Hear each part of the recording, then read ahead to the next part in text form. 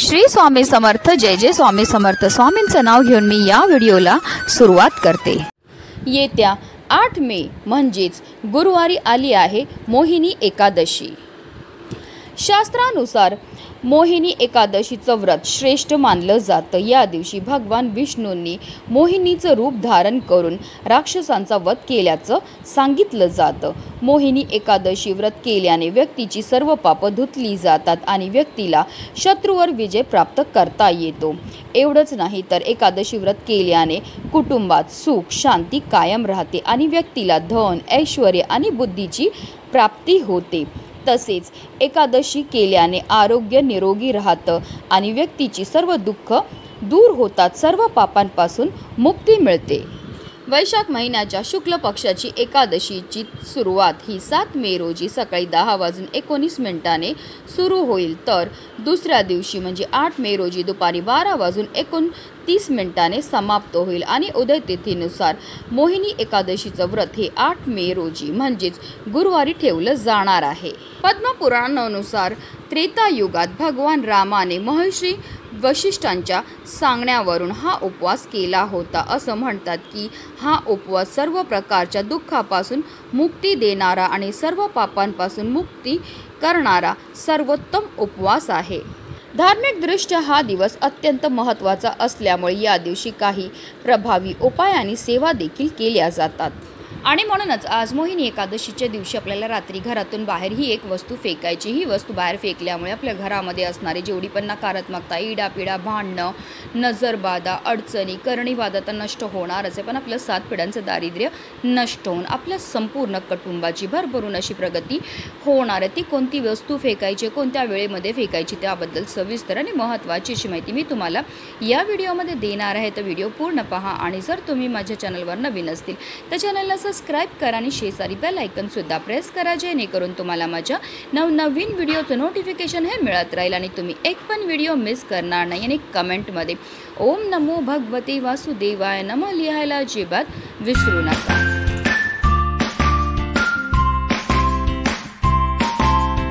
अगदी माझ्यापासून तुमच्यापर्यंत प्रत्येकजण खूप मेहनत करतो, खूप कष्ट करतो, जेणेकरून आपल्या आयुष्यामध्ये सुख समृद्धी नांदेल। पण बऱ्याचदा काय होतं ना, आपल्या घरामध्ये काही दोष असतात किंवा आपल्यामध्ये काही दोष असतात, त्यामुळे सुद्धा आपल्याला कोणत्याही क्षेत्रामध्ये यश मिळत नाही। आपण मेहनत तर करतो, कष्ट तर करतो, पण आपल्या कष्टाला आपल्या नशिबाची साथही मिळत नाही। आपल्या घरी पैसा तरी येतो, पण आलेला पैसा टिकून राहत नाही। जर तुमच्या घरामध्ये वारंवार भांडणं होत असेल, कलह होत असेल, आजार पण येत असेल, नवरा बायकोचं पटत नसेल किंवा मुलं खूप हट्टीपणा करत असतील, चिडचिड करत असतील, त्यांना केलेला अभ्यास लक्षात राहत नसेल की आपली मुलं खूप शिकलेली आहेत पण त्यांना मनासारखी नोकरी प्राप्त होत नसेल, त्यांच्या विवाह जुळण्यामध्ये समस्या येत असतील, तर आवर्जून तुम्हाला हा प्रभावी उपाय जो आहे तो करायचा। हा उपाय केल्यामुळे आपल्या कष्टाला आपल्या नशिबाची साथ मिळते, त्याचबरोबर जी अप्राप्त लक्ष्मी आहे ती आपल्याला प्राप्त होईल। आता हा उपाय आपल्याला कधी करायचा, तर हा उपाय आपल्याला मोहिनी एकादशीच्या दिवशी संध्याकाळी करायचं। संध्याकाळी 6 वाजल्यापासून 9:30ची जी वेळ असते ती माता लक्ष्मीची आगमनाची वेळ असते आणि त्या वेळेमध्ये जर आपण काही प्रभावी उपाय केले तर त्यामुळे माता लक्ष्मी आपल्यावर प्रसन्न होते आणि तिचं अखंड आगमन आपल्या घरामध्ये होत असतं। पण आता काही कारणास्तव जर तुम्हाला या वेळेमध्ये हा उपाय करणं शक्य नाही झालं तर अगदी रात्री 12 वाजेपर्यंत सुद्धा तुम्ही हा उपाय जो आहे तो करू शकतात। हा उपाय सुरू करायच्या अगोदर सर्वप्रथम आपल्याला देवघरामध्ये दिवा हा प्रज्वलित करून घ्यायचा, कारण कोणतीही सेवा किंवा कोणताही उपाय जर आपण अग्नीच्या साक्षीने केला तर त्यामध्ये आपल्याला निश्चितच सफलताही प्राप्त होत असते। हा संपूर्ण उपाय जो आहे तो आपण देवघरामध्ये बसूनच करणार आहेत। हा उपाय सुरू करायच्या अगोदर आपल्याला आपल्या घराचे सर्व दरवाजे आणि खिडक्यासुद्धा खोलायच्यात, कारण आपल्या घरामध्ये असणारी जेवढी पण नकारात्मकता, इडापिडा आहेत, दोष आहेत, अलक्ष्मी येतील आपल्याला घरातनं बाहेर काढून टाकायचं आहे। या उपायाकरता सगळ्यात पहिली वस्तू जी आपल्याला लागणार आहे ते म्हणजे काळे तीळ। तिळांची उत्पत्ती ही श्रीहरी विष्णूंच्या घामापासून झाली होती। तसेच काळे तीळ हे आपल्या पितरांना सुद्धा समर्पित आहेत आणि जेव्हा पण आपण काळे तिळांपासून काही उपाय किंवा सेवा करतो तर त्यामुळे आपल्या कुंडलीमध्ये असणारा प्रखरातला प्रखर पितृदोष, ग्रहदोष, शत्रुपीडा, दारिद्र्य दूर होण्यामध्ये मदतही मिळत असते। दुसरी वस्तू जी आपल्याला लागणार आहे ते म्हणजे खडेमीठ। अगदी चिमूटभर तुम्हाला खडेमीठ घ्यायचं आहे। खडेमीठामध्ये जे तत्व असतात ते आपल्यामध्ये किंवा आपल्या घरामध्ये असणारी जेवढी पण नकारात्मकता, नजर दोष, इडापिडा दूर करण्याकरता अत्यंत प्रभावी मानला जातो। त्याचबरोबर आपल्याला थोडीशी पिवळी मोहरीसुद्धा घ्यायची आहे। पिवळी मोहरी आपल्यामध्ये की आपल्या घरामध्ये असणारी जेवढी पण नकारात्मकता, इडापिडा आहे, दोष आहे, दारिद्र्य ते दूर करण्याकरता अतिशय प्रभावी मानली जाते। त्याचबरोबर आपल्याला 2 लवंग आणि 2 हिरव्या वेलचीसुद्धा या उपायाकरता लागणार आहेत। ज्या लवंग आणि हिरव्या वेलची आपण घेणार ते व्यवस्थित पाहून घ्यायच्या, त्या अखंड असाव्या, कुठेही तुटलेल्या, फुटलेल्या किंवा खराब झालेल्या नसाव्या। ज्याप्रमाणे लवंग आणि वेलची आपल्या जेवणाची चव वाढवतात, त्याचप्रमाणे आपलं भाग्य उजळवायचं कामसुद्धा करत असतात। तसेच लवंग आणि हिरव्या वेलची ह्या माता लक्ष्मीला अतिशय प्रिय आहेत आणि जेव्हा पण माता लक्ष्मीला प्रिय असणाऱ्या वस्तूंपासून काही उपाय करतो तर त्यामुळे माता लक्ष्मी आपल्या घराकडे आकर्षित होते। त्याचबरोबर आपल्याला 7 लाल मिरच्यासुद्धा घ्यायच्या, ज्या लाल मिरच्या आपण घेणार त्या देठासकट असाव्या। आता या सर्व वस्तू ज्या आहेत त्या आपल्याला आपल्या उजव्या हातामध्ये घ्यायच्या आहेत।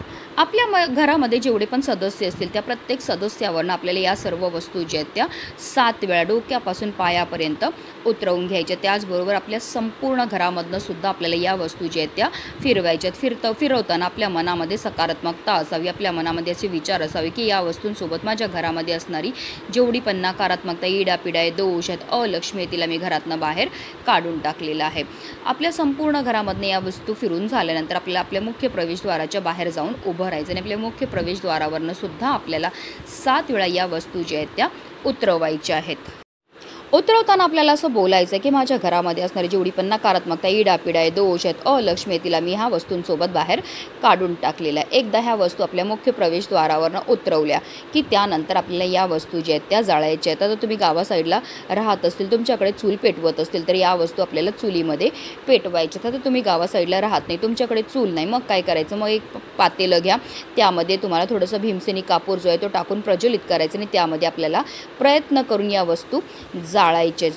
पण आता काही कारणास्तव नसेल तुम्हाला शक्य जाळणं तर तुम्हाला या वस्तू ज्या आहेत त्या तुमच्या घरापासून लांब नेऊन टाकायच्या। टाकताना फक्त काळजी एवढी घ्यायची की रस्त्यामध्ये टाकू नका, कोणाच्या अंगणामध्ये टाकू नका, कारण आपल्या घरामध्ये असणारे जे दोष आहेत ते आपण घरातनं बाहेर काढून टाकलेले आहेत, त्याचा त्रास जो आहे तो कोणालाही झाला नाही पाहिजे। त्याचबरोबर हा उपाय करताना आपल्याला कोणी रोखणार नाही, टोकणार नाही की आपल्याला कोणाशीही बोलायचं नाही। एकदा ह्या वस्तू आपण फेकल्या की आपल्याला मागे वळून पाहायचं नाही आहे, सरळ आपल्या घरी यायचं, स्वच्छ हातपाय धुवून घ्यायचे आहेत।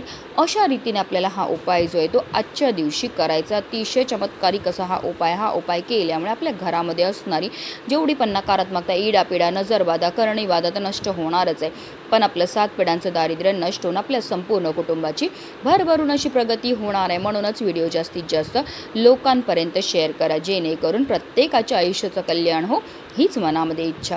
श्री स्वामी समर्थ, जय जय स्वामी समर्थ।